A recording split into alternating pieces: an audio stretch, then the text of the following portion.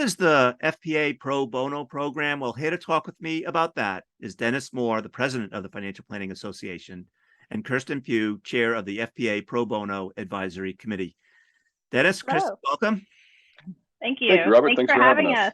It's a pleasure. So let's start here. What is the FPA Pro Bono Program? Yeah, thank you, Robert. And so our FPA Pro Bono Program is a way for our eligible FPA members to give back to their communities by providing free, no strings attached financial planning advice to individuals and families in need or in crisis. And, so we feel financial planning is a profession that's based on hope and optimism, and FPA is committed to ensuring that the possibility of a brighter future is readily available to anyone needing these services, but may not necessarily be able to afford access to a planner. Right. And you have a network of chapters and state councils that are working on this project? Absolutely. We do. Yeah, we've got a nationwide network of about 80 chapters and state councils that partner not only with us, with FPA, but also with local community organizations to deliver pro bono financial planning. Right. Kristin, give you a chance to. Yeah, and I also want to add to that too. When we talk about pro bono, I think it's important to note that, I think when you think of other professions like attorneys or those in the medical field as doctors, we think of pro bono as meaning for free, but really the definition is for the good, it's for the public good. And I think part of that program is to recognize that these are individual planners coming together because they just want to give back. They want to give back the education that they have valued over the years, and they want to give back to communities because it's so important in a relatively new industry too, financial planning. So we always want to remember that. Yeah. Well. So who ultimately is eligible for pro bono services?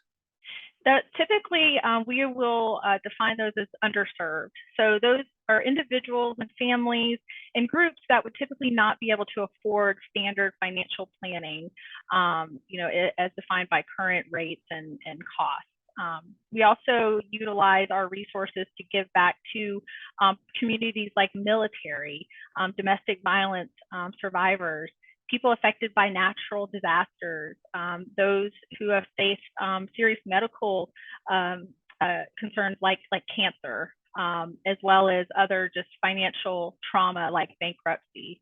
And so it's really a broad definition of whom we serve, but it's those who typically are going to be find impediments to obtaining what you would call a standard financial planning program for themselves. Yeah. And how do you actually define pro bono financial planning? Yeah, so we actually have a shared definition of that, and by shared I mean collectively. So FPA, the Foundation for Financial Planning, NAPFA, and the CFP board all came together to define what pro bono financial planning is, because we feel that shared definition helps the profession and helps us to also be able to track and measure our efforts, and we believe that that's going to be an impactful way for us to measure pro bono and also differentiate it from broader financial literacy efforts. And so what that definition is it's free, no strings attached financial advice and planning for underserved people, provided by or in conjunction with a volunteer CFP professional. And these services are to be delivered through one-on-one engagements or through an interactive group sessions on topics specific to an at-risk audience, with the option of a personalized engagement to follow. Kristin, anything to add to that? Just really emphasizing that these are individual one-on-one meetings. As CFP professionals, we are upholding our standard of privacy and confidentiality. And so that makes it a CFP an ideal candidate to provide these services. We have a standard of fiduciary duty as well. And so as an individual, you're sitting down with somebody and you are just discussing whatever might be on their mind with regard to their own financial planning and empowering them, in that process. But it also, to Dennis's point, can be presenting maybe a presentation of information, but it is curated to that group. And afterwards, typically we're meeting one-on-one with those individuals of that maybe it's a webinar or, a group session with one of our partner organization nonprofits. Right. So is there a difference between pro bono and financial literacy? And if so, what is it? Yeah, I would think the way I think about financial literacy is being just more broad. Financial literacy is really, it's a bigger kind of just more of just education, and it does not have that curated, private, interactive, personalized component. So think of pro bono as financial planning as being a step beyond financial literacy. We're taking the time to learn a little bit about your specific situation, asking questions, and really going through the financial planning process, which is designated by the CFP board, and something that we've all come to learn and understand and abide by through our designation. Yeah. Dennis, anything to add? No, I think Kristin nailed it there. I mean, really what we're focused on with the pro bono financial planning is that one-on-one interaction, and really diving deep and helping that individual or that family, very specifically to them, as opposed to a broader financial literacy education type of program. Both important, but there is a distinction there between the two.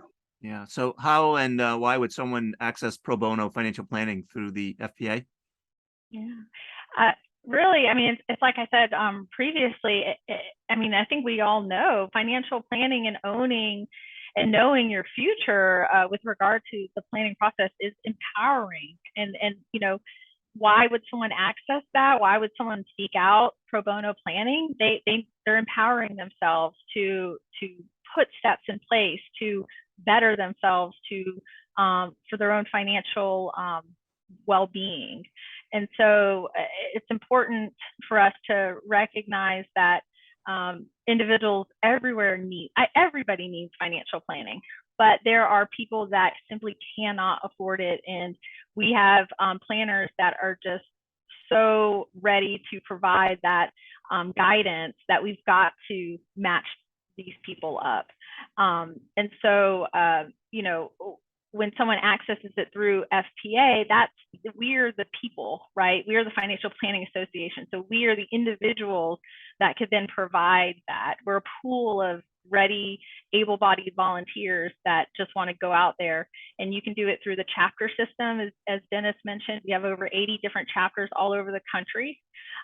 We also partner with organizations nationally as well too. And so our website, which I know you'll probably provide as well too, which is the financialplanningassociation.org, through the advocacy section, will detail more information of how someone can get more details with being matched up. But I would say, your chapter, your local chapter nearby is providing one-on-ones, but also in this environment too, I always remind potential pro bono clients and chapter leaders that we can do this now everywhere. I'm in Georgia and Atlanta. I can serve a pro bono client in Washington because we have the technology, and we can talk over Zoom, and we can establish a connection and a one-on-one capability. And it's really a great thing. Yeah. It's remarkable the number of consumers that you helped in 2021. Talk a little bit more about that.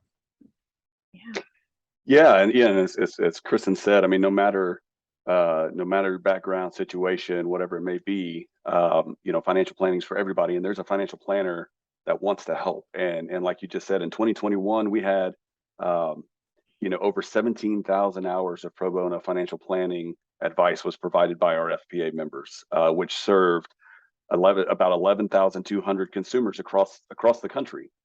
Which actually, and it represented an uptick of about 18% in the number of volunteer hours compared to the previous year. So just to kind of highlight what Kristin was saying, I mean, so we've got members ready to do this. They're passionate about it, and now we've got a broader reach, just given the technology and just kind of what we can do through Zoom, through whatever it may be, and that's really exciting to see. Right. Mm-hmm. And then just a quick follow-up question. Obviously, pro bono means free. Is there any obligation for the person who's seeking pro bono services to carry on in a in a fee for service opportunity, or is it strictly pro bono? It's strictly pro bono. I mean, we for literally say no strings attached. You know, there's no obligation to work with that individual. And in fact, that is so freeing for a financial advisor or planner, because, you know, a lot of times we do find ourselves in a sales role and we just want to do the planning. We just want to provide the guidance. We don't want to sell, you know. So when you can sit down in front of someone and you can listen and hear the concerns, and then you can just espouse some really meaningful help, and not have to worry about trying to get them as a client, you know, that's the best thing. And you never have to worry about that with a pro bono advisor or planner. So we covered a lot of ground. Anything we missed or anything that just bears reemphasizing before we wrap up? We need more planners. Let's get more planners out there. There's a huge need. So if anything, I hope this can help inspire and encourage more advisors to at least just ask the question, reach out to your local chapter, reach out to myself or Dennis. We will get you hooked up. You know, I think a lot of times when people are considering being volunteers, you know, there's this idea that doing pro bono planning is different than what we do in our quote, our for-profit world. And it's not. You know, if you love what you do, if you love providing that guidance and that security and that objective help for someone, then you're going to be a great planner for pro bono and you're going to love it. So I just want to put that out there. Dennis? Yeah, no, I echo that. Yeah, we need more people involved, and the best way to do that, again, go to the website that Kristin mentioned, financialplanningassociation.org. The pro bono program is under the advocacy section on our website. There's also a search bar, you can search for it. But I would say both for our FPA members and for the consumers. I mean, go there. You know, if you're someone who feels they could benefit from pro bono financial planning, please visit our website and get connected with one of our pro bono financial planners. Yeah. Well, Dennis, Kristin, I want to thank you for sharing your knowledge and wisdom about this program with our viewers. It's greatly appreciated. Thank you. Thank you for very much having us. for having us. Thank you.